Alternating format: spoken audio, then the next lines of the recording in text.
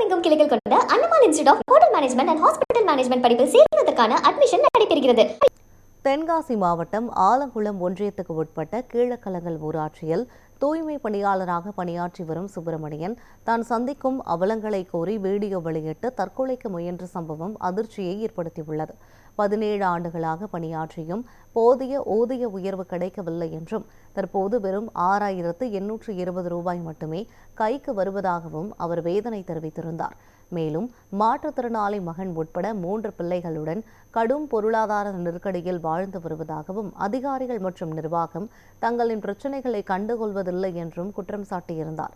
தூய்மை பணியாளர்களுக்கு உரிய ஊதியம் மற்றும் வீடு வழங்கப்பட வேண்டும் என கோரிக்கை விடுத்திருந்த அவர் அரசு நடவடிக்கை எடுக்காவிட்டால் குடும்பத்துடன் உயிரை மாய்த்துக் கொள்ள நேரிடும் என வீடியோவில் தெரிவித்துள்ளார்.